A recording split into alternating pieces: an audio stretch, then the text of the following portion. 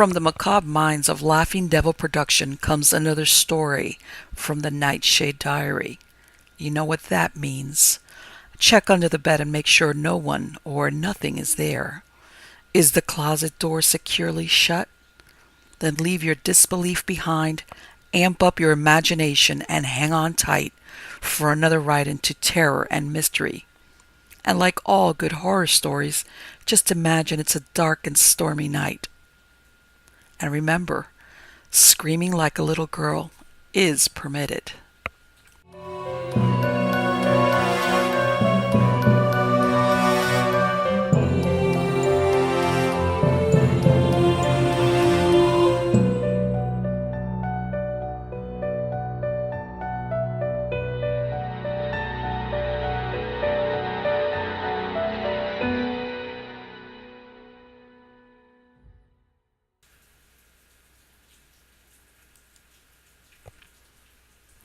The ghost called Anne. That a prison cell could become within a few months so horrifying that it had to be closed, never to house another convict, seems unlikely enough. That the succession of events which caused this were due to the ghost of an actress is even more unlikely.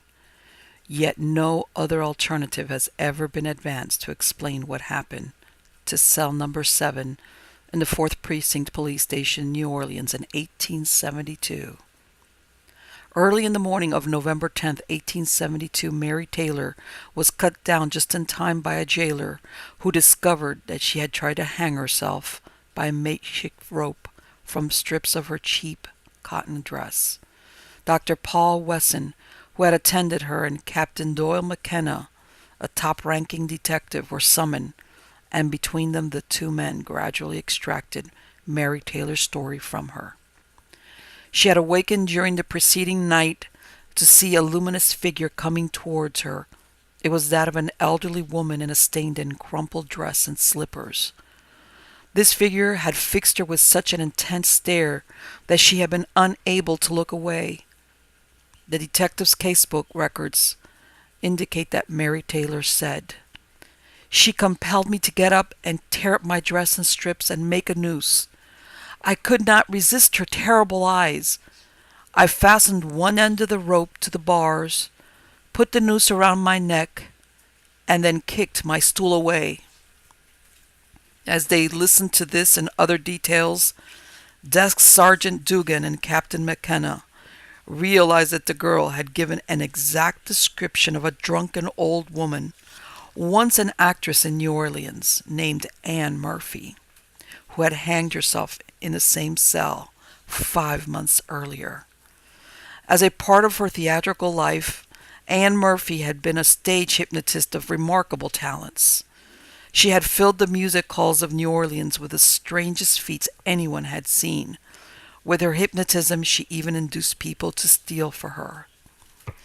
The more recent history of that cell had been far more fantastic, incredible as it now seems.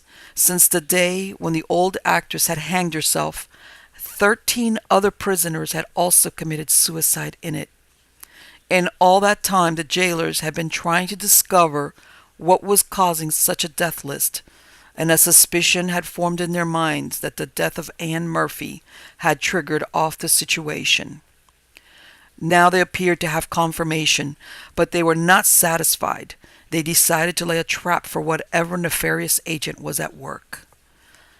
Searchers spent a long time tapping every brick in the cell, inspecting the bars, the grill, and every crack on the walls, floor, and ceiling. When they were satisfied that no human being could either make an entrance into the cell or cause anything to be passed through into it, they laid their trap. The time came when they booked a Florida fisherman, a complete stranger to town, for a minor offense. After lengthy questioning, officers were satisfied that their captive had never heard of Anne Murphy. Cell number 7 was opened up, and the slightly intoxicated fisherman gratefully sank down into the bunk inside. Within a few minutes, he was snoring loudly. Outside in the corridor, Captain McKenna, Sergeant Dugan, and the jailer prepared to watch all night. Even though the 3 men were certain that nobody could enter without their knowledge, Two patrolmen were also on watch outside the prison in a position immediately opposite the cell. Every 5 minutes, one of the men in the corridor slid back the cell grill and with the aid of a lantern took a look at the sleeping prisoner. Soon after 4 o'clock, the fisherman's snoring stopped suddenly. Captain McKenna slid back the grill very slowly so as not to make the slightest sound. To his amazement, in the short time since the snores had ceased, the fisherman had fashioned a twisted cord from strips of his shirt, the other end of which was tied to one of the bars above. McKenna bounded into the cell and slashed at the improvised rope with a knife. The other two men caught the prisoner as he buckled. Then they carried him along to McKenna's office, while all the time the prisoner kept shouting, "Keep her away from me! Keep her away from me!" After a few cups of black coffee, the prisoner gave an account of the ghost as Mary Taylor had done. After that, the cell was never used again for imprisonment, and it became a storage room. The Unlucky Theater. For a score or so of years, there stood in New York's Broadway a theater called the New Theater. It was regarded as unlucky by those in the theatrical profession because for a very long time no play produced there had been a success. Many thought that it had a forbidding supernatural aura about it that inhibited prosperity. An old actor called Charles O'Farrell became interested in the occult aspects of the theater, and as a psychic person himself asked the then owner of the theater if he could spend the night in the theater to investigate any preternatural qualities it might have. The owner raised no objection to O'Farrell's vigil, provided that he did not supply any comment to the newspapers. This was agreed, and it was arranged that O'Farrell should go to the stage door an hour after curtain fall on a Monday night. O'Farrell arrived in time and was let in at the stage door by the night watchman, whose place O'Farrell had agreed to take without pay. After the watchman had conducted O'Farrell around the theater and showed him how to cope in case of fire, the old actor was left alone.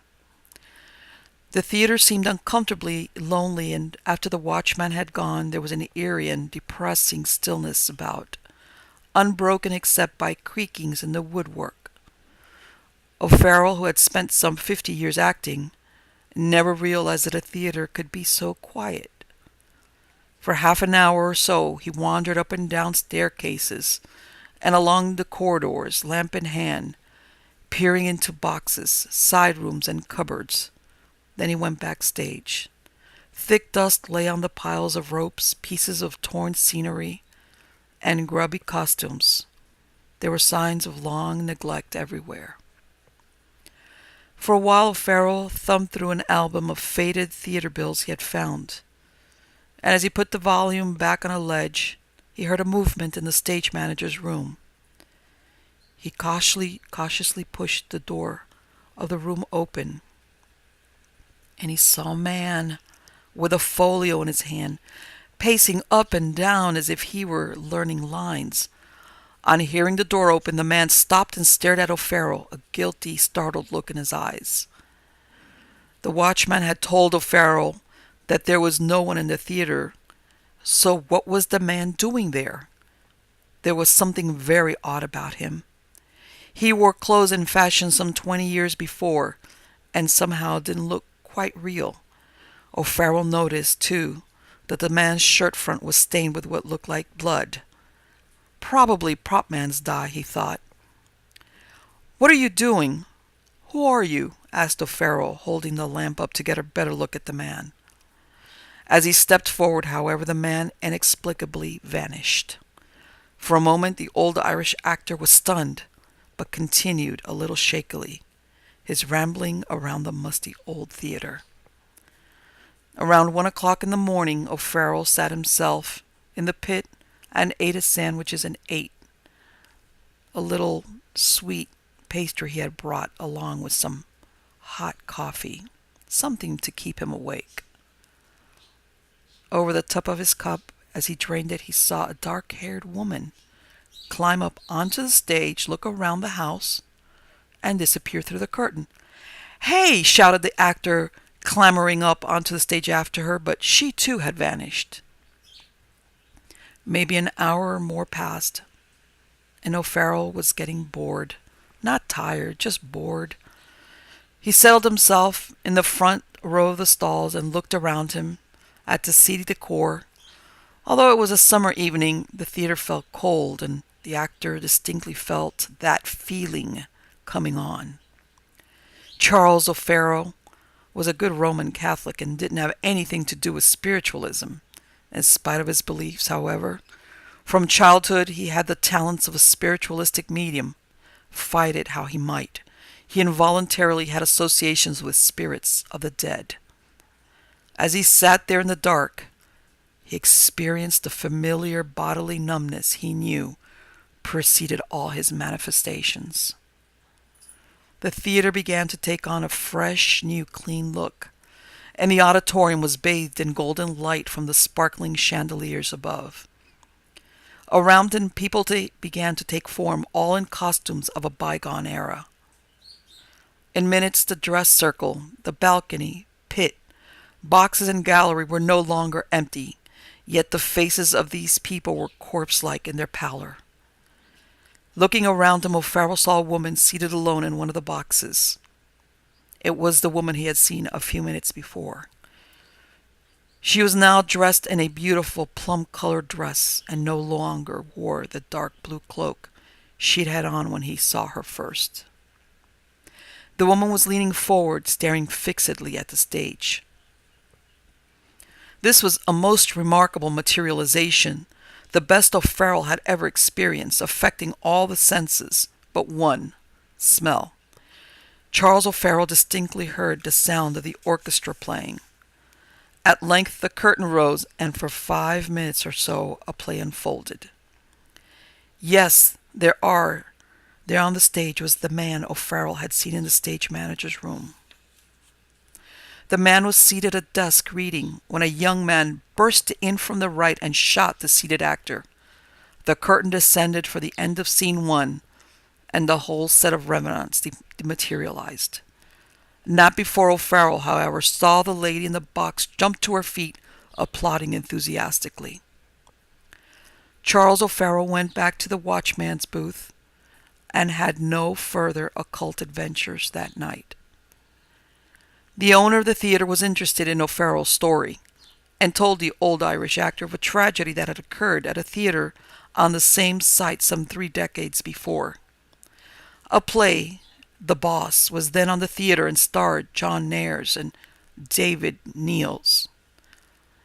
Nares, it appeared, was very much in love with Niels' wife Laura, who led the young man on and repeatedly swore that she hated her husband, who was, she said, cruel to her. In this play, John Nares had to rush on stage and pretend to shoot the boss, David Niels. In reality, live bullets were fired, and unbeknown to the audience, Niels was killed instantly. It was always subsequently thought that Laura Niels bribed the property man to switch the blanks for live bullets. Whether or not Nares was party to this is not known. After the accident, John Nares and Laura vanished.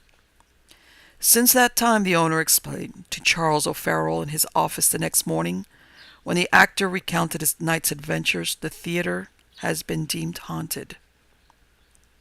It is interesting to note that Charles O'Farrell knew nothing of the Nares-Niels story before he kept vigil. The new theater is long departed from the Broadway scene and is long forgotten. The site was subsequently sold. The Haunted Jacket.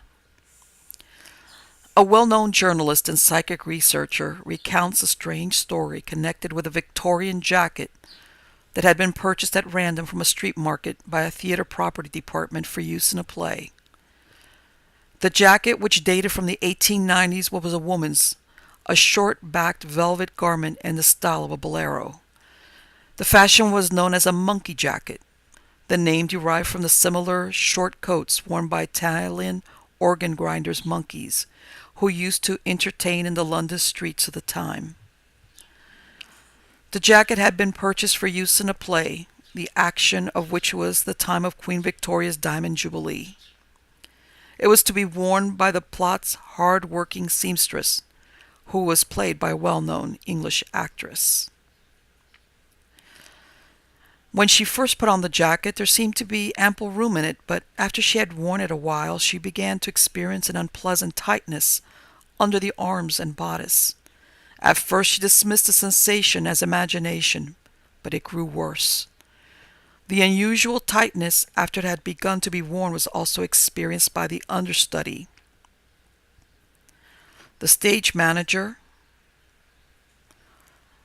also encountered the same problem, for when she had the jacket on, she saw the apparition of a young woman wearing it. The mystery of the jacket deepened when the wife of the play's director put on the jacket as well. Red wheals rose on her throat, marks as such might have been made by human fingers trying to strangle her. Others experienced difficulty in breathing while wearing the jacket. Intrigued by the story, the psychic researcher arranged a séance at the Duke of York's Theatre in St. Martin's Lane, where the play was running. Following a performance of the play, the séance was conducted in the presence of the cast, the stage manager, the director, and his wife. The researcher and 3 mediums, who had been told nothing of the history of the incidents, reported the following. Medium 1 described that she had no distinct psychic impressions. The second medium said a feeling that the garment had belonged to a young woman. The third medium said, after he had held it for a few moments, that he saw a dramatic vision. There was a young girl, he said, about 18 to 20 years of age. She had a sense of guilt about something. In some way she had provoked anger akin to madness in a man who nevertheless was not essentially evil. The medium said he could see a pair of hands, the rough hands of a workman, tearing at the girl's clothing. The two struggled violently until suddenly the girl fell backwards, and there was a splashing as she was forced into a butt of water.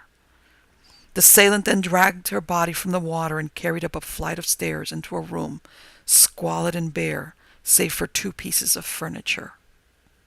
There he wrapped the body in a blanket and carried it downstairs again, still wet and dripping.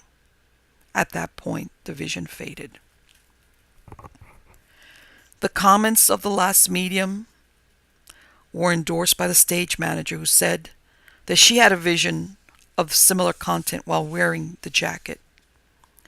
The jacket's haunted powers continued for some time, and the garment was later discarded by the property department.